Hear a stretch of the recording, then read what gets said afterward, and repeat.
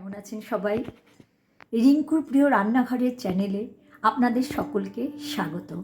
আজ আমি একটা রেসিপি বানাচ্ছি, লাউ শাক। লাউ শাক সকলেই করে, একটু আপনারা দেখবেন আমি কেমনভাবে এই লাউ শাকটা বানাই দেখাচ্ছি, একটু অন্যরকম স্বাদের।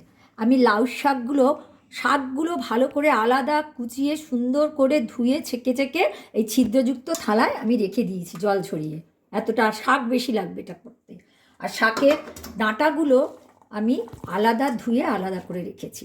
এইবার আমার লাগছে প্রথমে এটা পোস্ত বাটা। এটা হয়েছে নারকোল বাটা। এটা হচ্ছে নারকোল, আমি কিছুটা নারকোল আমি মিক্সিতে ঘুরিয়ে নিয়েছি। এটা নারকোল বাটা, দেখুন। এটা হয়েছে পোস্ত বাটা। এটা হয়েছে কালো সর্ষে, সাদা সর্ষে, কাঁচা লঙ্কা, নুন দিয়ে আমি মিক্সিতে বেটে রেখেছি আর কি। লাগছে আমার একটু হলুদ, আর ফোড়নে দেওয়ার জন্য কালো সর্ষে আর শুকনো লঙ্কা একটু টুকরো করে দুটো লঙ্কা আমি রেখেছি, আর সরিষার তেল।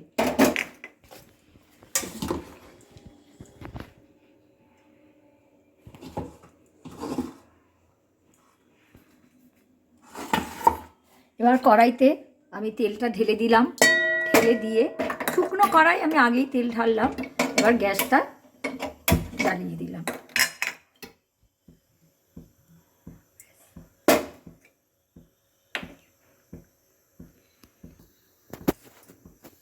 তেলটা আমার গরম হয়ে গেছে, দিয়ে দিলাম দুটো শুকনো লঙ্কা ভাঙা ফোড়নে, আর এই কালো সর্ষেটা।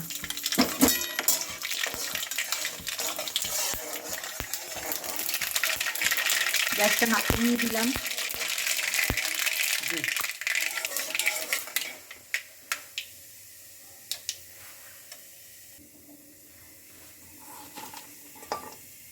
এবার আমি লাউয়ের ডাঁটাগুলো আমি দিয়ে দিলাম।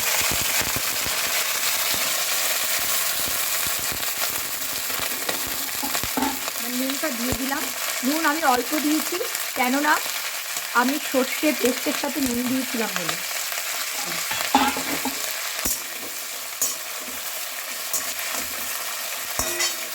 ভালো করে নেড়ে নিলাম। নিয়ে আমি একটু ঢাকা দিয়ে রাখবো। ফিরে আসছি 3 মিনিট পর। ফিরে এলাম 3 মিনিট পরে। আমার এই ডাঁটাগুলো একটুখানি নরম হয়েছে। এবার আমি দিয়ে দেবো শাকটাকে।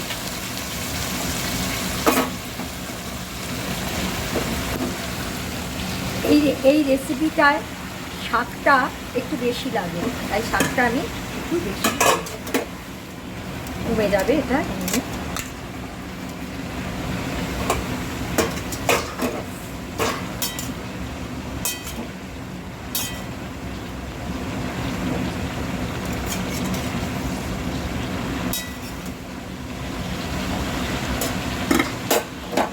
আর একটুখানি নুন আমি দিয়ে দিলাম।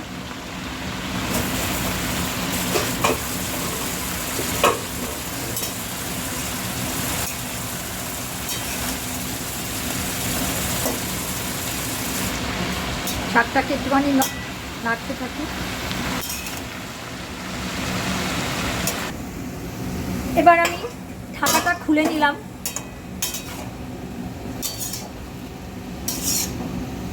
শাকটাকে নেড়ে একটু ঢেকে দিয়েছিলাম। দেখুন শাকটা কমে গেছে আর জল বেরিয়ে গেছে শাক থেকে। এবার হলুদ গুঁড়ো দিয়ে দিলাম।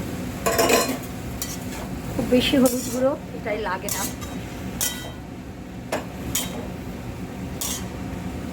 হলুদটা একটুখানি ভালো করে মিশিয়ে আমি শাকটাকে আবারও ঢেকে দিলাম কিছুক্ষণের জন্য। আমি কিছুক্ষণ পরে ঘুরে এলাম। শাকটা আমার জল বেরিয়ে একটু শুকিয়েছে, আর হাতে করে দেখাচ্ছে এটা রেসিপি। এটা শাকটা একটুখানি এই ডাঁটাগুলো সিদ্ধ হয়েছে আর শাকটাও নরম হয়েছে। এবার আমি পরপর আমি যে করে রেখেছিলাম সাদা সর্ষে, কালো সর্ষে, কাঁচা লঙ্কা, নুন দিয়ে পেস্ট করা, এই যে এটা দিয়ে দিলাম। পোস্ত দিয়ে দিলাম।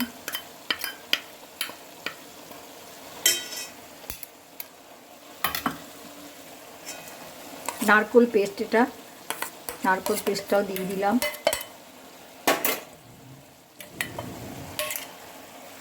এবার স্বাদের জন্য চিনির বদলে আমি গুড় দিয়ে, দেখুন আখের গুড় দিয়ে দিলাম। দিয়ে এবার আমি ভালো করে এটা মেশাচ্ছি।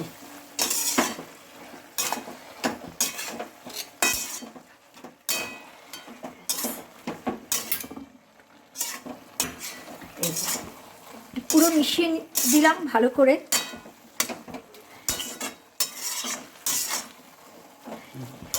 আসলে এই রান্নাটা আমার ছেলে এবং যে কজন খেয়েছে ওদের খুব ভালো লেগেছে। আমার এক দিদির মেয়ে, সে আমার খুব প্রিয় মানুষ, খুব ভালোবাসে, বলে মাসিমণি যেদিনই এটা করবে তুমি আমাদের দিও।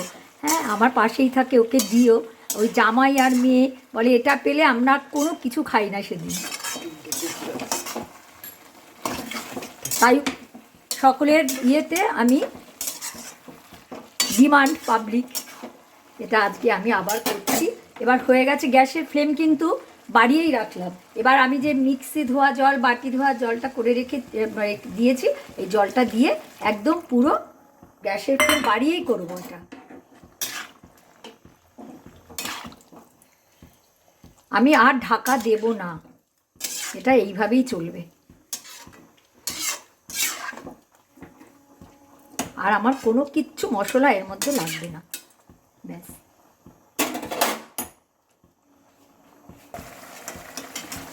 দেখুন বন্ধুরা, একটুখানি শুকিয়ে গেছে, একটু ভিজা রাখবো আর একটুখানি টানাবো। এটা বেশি শুকনো করা যাবে না, ভাত দিয়ে মেখে খেতে হবে তো। আমার যে বাড়ির সহকারী, যে আমাকে একটুখানি কাজকর্মে সাহায্য করে, সে আর আমি দুজনে মিলে এটা ফুটে রেখেছিলাম। আর ও প্রচণ্ড ভালোবাসে। ও বলে দিদির তো নন বেঙ্গলি, ও বলে দিদি তোমার এটা খুব ভালো লাগে। এই ও এখন বাড়িয়ে গেছে, ছেলে একটু পরে এসে এটাকে নেবে। আর একটুখানি দেখুন এবার এদিকে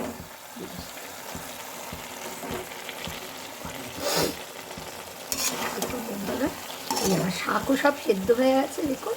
আর এটাও খুব বেশি লাউ শাক সেদ্ধ করতে নেই, একটু শক্ত থাকবে ডাঁটাগুলো, বেশি গলে গেলে টক হয়ে যাবে।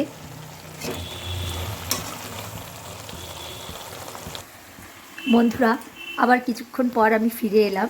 এই দেখুন এবার আমার এই শাকটা এই পর্যায়ে একটু ভেজা ভেজা থাকবে। এই শাক আমার পুরো রেডি। গ্যাসের ফ্লেম আমি অফ করলাম। এবার আমি ঢালবো। দেখুন বন্ধুরা, আমি শাকটা একটা পাত্রে ঢেলে নিলাম, কেমন লাগছে দেখুন। আর বন্ধুরা, যদি আমার এই লাউ শাকের রেসিপিটা আপনাদের ভালো লেগে থাকে, একদিন সকলে রান্না করে খাবেন। সকলেই লাউ শাক করে, আমি এইভাবে লাউ শাকটা একটু অন্যভাবে করলাম। আর যদি আপনাদের এই রেসিপিটা ভালো লেগে থাকে, আমার ইউটিউবের চ্যানেল রিঙ্কুর প্রিয় রান্নাঘর চ্যানেলটিকে লাইক করবেন, কমেন্ট করবেন, সাবস্ক্রাইব করবেন, একটু শেয়ার করে দেবেন। নমস্কার, সকলে আমার পাশে থাকবেন, আমার সাথে থাকবেন। ভালো থাকুন সকলে, নমস্কার।